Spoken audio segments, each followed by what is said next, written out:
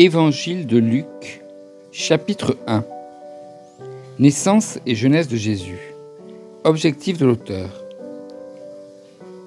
Plusieurs ont entrepris de composer un récit des événements qui se sont accomplis parmi nous, d'après ce que nous ont transmis ceux qui ont été des témoins oculaires dès le commencement et qui sont devenus des serviteurs de la parole.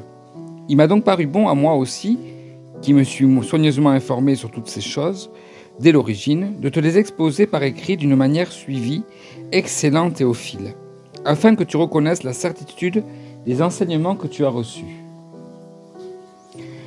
Annonce de la naissance de Jean-Baptiste. Durant le règne d'Hérode sur la Judée, il y avait un prêtre du nom de Zacharie, de la classe d'Abia. Sa femme était une descendante d'Aaron et s'appelait Élisabeth. Tous deux étaient justes devant Dieu. Ils suivaient d'une manière irréprochable tous les commandements et toutes les lois du Seigneur. Ils n'avaient pas d'enfants parce qu'Élisabeth était stérile, et ils étaient l'un et l'autre d'un âge avancé. Or, pendant que Zacharie remplissait sa fonction de prêtre devant Dieu, c'était le tour de sa classe. Il fut désigné par le sort, d'après la règle, en vigueur pour les prêtres, pour entrer dans le temple du Seigneur et y brûler le parfum. Toute la multitude du peuple était dehors en prière à l'heure de l'offrande du parfum. Alors, un ange du Seigneur apparut à Zacharie et se tint debout à droite de l'autel des parfums. Zacharie fut troublé en le voyant, et la peur s'empara de lui. Mais l'ange lui dit : « N'aie pas peur, Zacharie, car ta prière a été exaucée. Ta femme Élisabeth te donnera un fils et tu l'appelleras Jean. Il sera pour toi un sujet de joie et d'allégresse, et beaucoup se réjouiront de sa naissance, car il sera grand devant le Seigneur. Il ne boira ni vin ni boisson alcoolisée, et il sera rempli de l'Esprit Saint dès le ventre de sa mère. Il ramènera beaucoup d'Israélites au Seigneur, leur Dieu. Il marchera devant Dieu avec l'esprit et la puissance d'Élie pour ramener le cœur des pères vers leurs enfants et les rebelles à la sagesse des justes, afin de préparer pour le Seigneur un peuple bien disposé. » Zacharie dit à l'ange : « À quoi reconnaîtrai-je cela ? En effet, je suis vieux et ma femme est d'un âge avancé. » L'ange lui répondit : « Je suis Gabriel, je me tiens devant Dieu. J'ai été envoyé pour te parler et pour t'annoncer cette bonne nouvelle. Voici, tu seras muet et tu ne pourras plus parler jusqu'au jour où cela arrivera, parce que tu n'as pas cru à mes paroles qui s'accompliront au moment voulu. » Cependant, le peuple attendait Zacharie et s'étonnait qu'il s'attarde si longtemps dans le temple.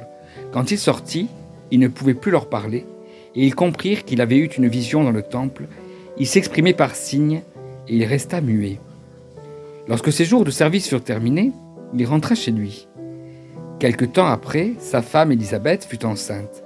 Elle se cacha pendant 5 mois, disant : « C'est l'œuvre que le Seigneur a faite quand il a porté le regard sur moi, pour enlever ce qui faisait ma honte parmi les hommes. » Annonce de la naissance de Jésus. Le 6e mois, l'ange Gabriel fut envoyé par Dieu dans une ville de Galilée appelée Nazareth, chez une vierge fiancée à un homme de la famille de David, appelé Joseph. Le nom de la vierge était Marie. L'ange entra chez elle et dit : « Je te salue, toi à qui une grâce a été faite. Le Seigneur est avec toi. Tu es bénie parmi les femmes. » Troublée par cette parole, Marie se demandait ce que pouvait signifier une telle salutation.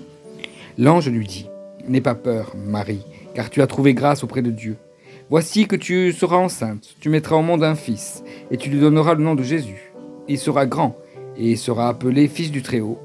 Et le Seigneur Dieu lui donnera le nom de Jésus. Il sera grand et sera appelé Fils du Très-Haut, et le Seigneur lui donnera le trône de David, son ancêtre. Il régnera sur la famille de Jacob, éternellement. Son règne n'aura pas de fin. » Marie dit à l'ange : « Comment cela se fera-t-il puisque je n'ai pas de relation avec un homme ?» L'ange lui répondit : « Le Saint-Esprit viendra sur toi et la puissance du Très-Haut te couvrira de son ombre. C'est pourquoi le Saint-Enfant qui naîtra sera appelé Fils de Dieu. Voici qu'Élisabeth, ta parente, elle aussi devenue enceinte d'un fils dans sa vieillesse. Celle que l'on appelait la stérile est dans son 6e mois. En effet, rien n'est impossible à Dieu. » Marie dit : « Je suis la servante du Seigneur, que ta parole s'accomplisse pour moi. » Et l'ange la quitta. À la même époque, Marie s'empressa de se rendre dans une ville de la région montagneuse de Juda. Elle entra dans la maison de Zacharie et salua Élisabeth. Dès qu'Élisabeth entendit la salutation de Marie, son enfant remua brusquement en elle et elle fut remplie du Saint-Esprit. Elle s'écria d'une voix forte, « Tu es bénie parmi les femmes, et l'enfant que tu portes est béni. Comment m'est-il accordé que la mère de mon Seigneur vienne vers moi? En effet, dès que j'ai entendu ta salutation, l'enfant a tressailli de joie en moi.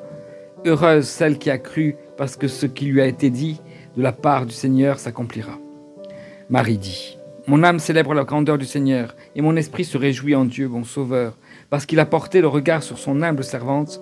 En effet, voici désormais toutes les générations me diront heureuse, parce que le Tout-Puissant a fait de grandes choses pour moi. Son nom est saint, et sa bonté s'étend de génération en génération sur ceux qui le craignent. Il a agi avec la force de son bras, il a dispersé ceux qui avaient dans le cœur des pensées orgueilleuses. Il a renversé les puissants de leur trône, et il a élevé les humbles. Il a rassasié de biens et les affamés, et il a renvoyé les riches les mains vides. Il a secouru Israël, son serviteur, et il s'est souvenu de sa bonté, comme il avait dit à nos ancêtres, en faveur d'Abraham et de sa descendance pour toujours. » Marie resta environ 3 mois avec Élisabeth, puis elle retourna chez elle. Naissance de Jean-Baptiste. Le moment où Élisabeth devait accoucher arriva et elle mit au monde un fils. Ses voisins et ses parents apprirent que le Seigneur avait fait preuve d'une grande bonté envers elle, et ils se réjouirent avec elle. Le 8e jour, ils vinrent pour circoncire l'enfant. Ils voulaient l'appeler Zacharie, d'après le nom de son père. Mais sa mère prit la parole et dit, « Non, il sera appelé Jean. » Ils lui dirent, « Il n'y a dans ta parenté personne qui porte ce nom. » Et ils firent des signes à son père pour savoir comment il voulait qu'on l'appelle. Zacharie demanda une tablette et il écrivit son nom et Jean. Tous furent dans l'étonnement. Immédiatement sa bouche s'ouvrit, sa langue se délia et il parlait et bénissait Dieu. La crainte s'empara de tous les habitants des environs, et dans toute la région montagneuse de Judée, on s'entretenait de tous ces événements. Tous ceux qui les apprirent les gardèrent dans leur cœur, et ils disaient, « Que sera donc cet enfant ?» Et en effet, la main du Seigneur était avec lui.